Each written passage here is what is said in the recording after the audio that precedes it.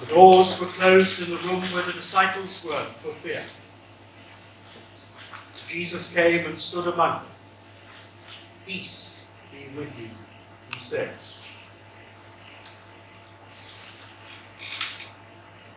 Some feasts are so important that one day is not sufficient to celebrate them. And so they are kept with what is known as an octave, 8 days. And today is the octave day of Easter. Last Sunday we celebrated the glorious resurrection of our Lord, and throughout the past 8 days we have continued to express our joy in prayer and worship, our joy at the risen Christ. And although today is the octave day of Easter, it doesn't end here. For 50 days, up until the great solemnity of Pentecost, we will continue to reflect on the resurrection of Jesus and what it means for us. But this octave day is now kept as the Feast of Divine Mercy. And this comes to a large extent from a vision received by a Polish nun, now honoured as St. Faustina, in which she saw that vision of Jesus in the upper room with his wounded hands and side, showing them to the disciples, showing them to Thomas, but she also saw rays of mercy streaming from the wounded side of Christ. That Christ's wounded side, his wounded hands and feet, the marks of crucifixion,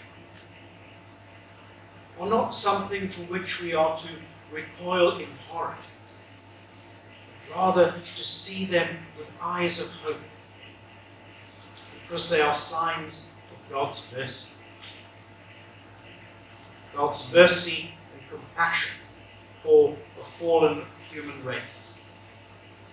And in that mercy and compassion, he raises us up to newness of life in his Son, Jesus Christ. And Jesus appears and shows the disciples his wounded hands and side and feet and the marks of the crown of thorns on his head, when they are cowering behind locked doors for fear. He comes to them and he tells them that they can be at peace. He says to them, "Peace be with you. You don't need to be afraid anymore, because God has shown his mercy and love for you and for the whole human race."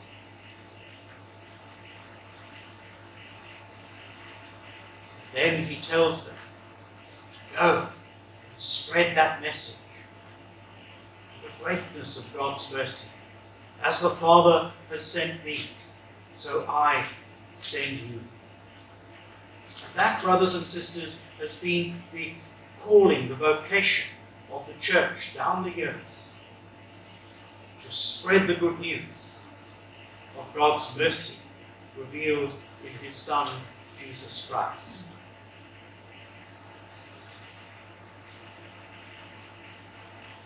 And that brings us to the other person we think of on this Divine Mercy Sunday, and that is Thomas.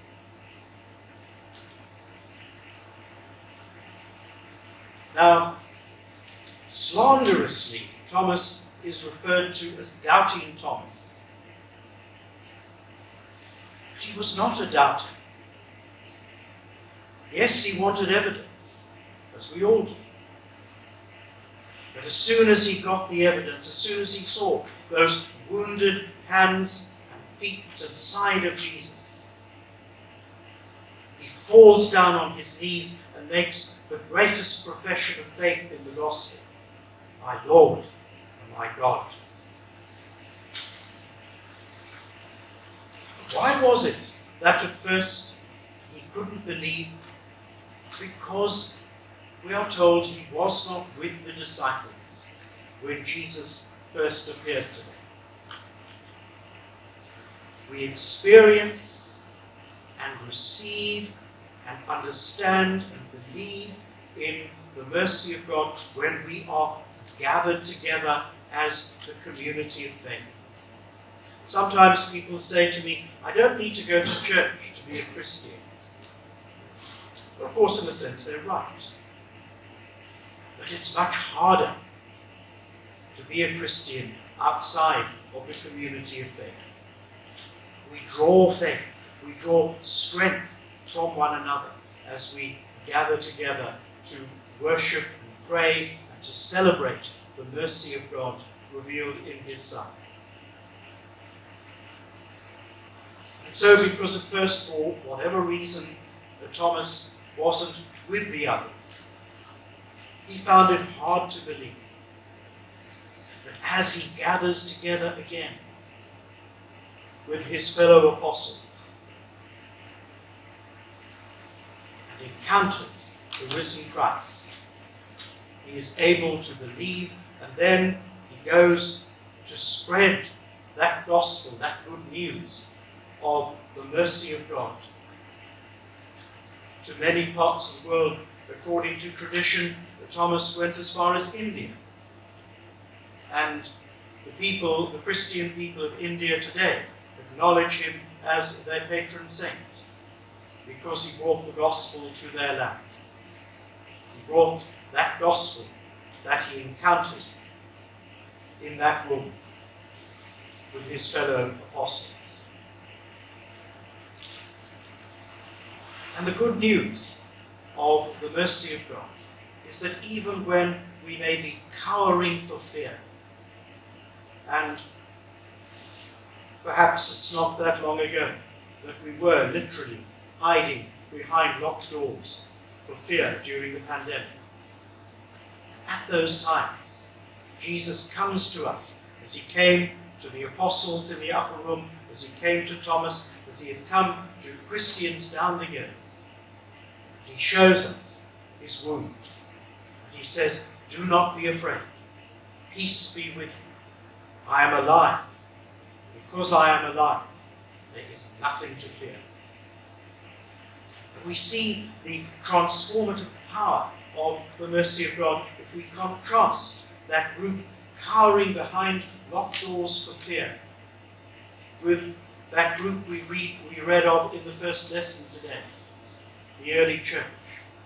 How all the fear had gone. They boldly went and told people about the risen Christ.